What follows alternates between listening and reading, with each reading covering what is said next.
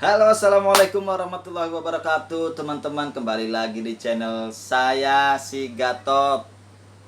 Kali ini kita bukan membahas tentang sepeda motor second, melainkan kita akan membahas tips tentang perawatan motor kesayangan Anda. Dari itu, ikuti terus video kali ini. Kali ini kita akan beri kalian tips tentang perawatan sepeda motor kesayangan Anda. Dan motor gak jauh-jauh dari mesin, karena dari mesin itulah sepeda motor bisa bergerak. Maka dari itu mesin motor harus dalam keadaan prima supaya bisa mengantar kita kemana-mana tujuan kita ya. Dan tipsnya kali ini adalah bagaimana sih cara merawat mesin sepeda motor itu supaya tetap awet dan prima. Yang pertama yaitu manasin mesin di setiap pagi. Memanaskan motor di setiap pagi hari itu sangat penting. Ya minimal 5-10 menit lah ya. Itu tujuannya memanaskan mesin motor itu supaya oli-oli yang bahasanya oli-oli yang sudah di bawah mesin, karena oli itu nggak full ya, oli itu cuma 800 mili untuk motor rata-rata motor bebek yang 110 cc atau berapa cc ya, macam-macam ya. Itu sebenarnya cuma 800 cc, itu nggak sampai full karena dia hanya ada di bawah mesin itu saja. Nah itulah kenapa sebabnya kita harus panaskan mesin supaya oli-oli itu bersirkulasi di dalam mesin tersebut. Yang kedua yaitu ganti oli secara berkala. Nah maksud berkala kali ini yaitu minimal itu 1000 km ya, bukan sebulan atau 2 bulan ya, tapi 1000 km. Dan untuk matic itu kan olinya ada dua, oli mesin dan oli gardan belakang. Oli mesin itu tetap tadi 1000 km ganti oli. Kalau untuk yang belakang 5000 km baru ganti oli. Itu kan murah sih oli ya. Oli itu paling kisaran harga kalau di sini 30, 40, 50 kayaknya nggak ada. 30, 40 segitulah. Kalau yang belakang itu malah lebih murah karena olinya segini. Paling nggak sampai 30.000. Oke ya teman-teman. Yang ketiga yaitu jangan sampai kehabisan bensin. Apalagi untuk motor-motor injeksi ya. Motor injeksi itu rawan kalau kehabisan bensin. Begitu jarum ampere bensin itu ke angka E, maksudnya E itu kan entry. Nah itu harus diisi. Karena kalau sampai kehabisan bensin, apalagi sering-sering kehabisan bensin, itu bisa merusak kondisi mesin. Nanti berbahaya. Yang keempat yaitu cek kondisi fan belt dan roller. Nah ini penting banget karena ini adalah alat penggerak sepeda motor matic ya. Kalau bebek sih mudah, kelihatan jelas di depan mata itu. Kalau gearnya sudah lancip-lancip itu tandanya minta ganti, atau udah bunyi krecek-krecek itu minta ganti full set. Kalau bisa full set, jangan ketengan, jangan rantai doang atau gear belakang doang, nggak bakalan akur. Satu set baru cocok.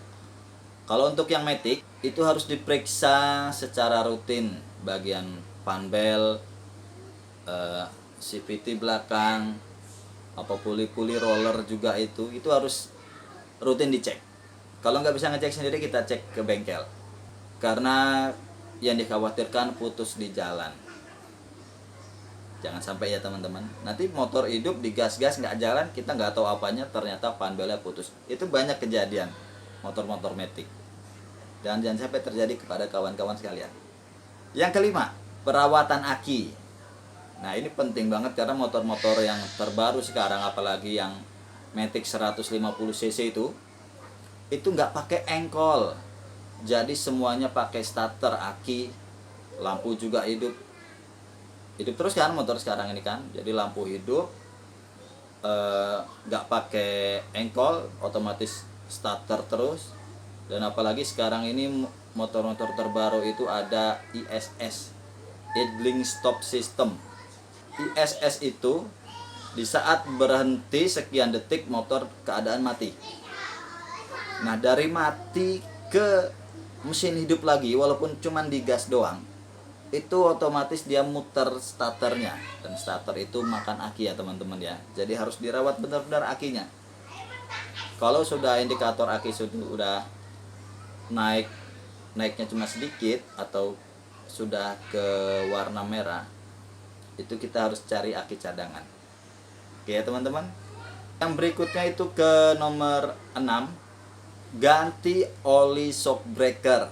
Nah, ini jarang banget orang-orang ganti. Padahal ini berkaitan tentang kenyamanan berkendara. Kalau olinya kekurangan oli, apalagi olinya bocor keluar, itu kan otomatis shock itu bisa ngejedak. Jedak. Walaupun memang empuk, olinya berkurang itu shock semakin empuk ya teman-teman. Tapi ingat, itu tanda-tanda sebentar lagi shock Anda bakalan mati. Jadi harus dicek olinya. Ganti oli shock breaker itu ada waktunya juga, yaitu setiap 10.000 km harus ganti oli shock breaker, terutama yang depan. Kalau yang belakang kita nggak bisa ganti oli, ada tukang servis shock belakang khusus memang itu. Kalau yang depan bengkel-bengkel biasa juga bisa kalau ganti oli shocknya. Ingat, tiap 10.000 km. Selanjutnya, servis rutin di bengkel. Untuk motor-motor karburator, motor injeksi, semua harus rutin servis di bengkel kepercayaan Anda. Syukur-syukur kalau servisnya di dealer. Misalkan motornya Honda, servisnya ke Honda. Motornya Yamaha, servis ke Yamaha, karena mekanik-mekanik di situ sudah terlatih. Tapi di bengkel-bengkel biasa juga tetap bisa, karena mereka sudah berpengalaman soal motor-motor, mau Yamaha, mau Honda, mau motor tua, mau motor muda. Semua bengkel-bengkel itu sudah berpengalaman.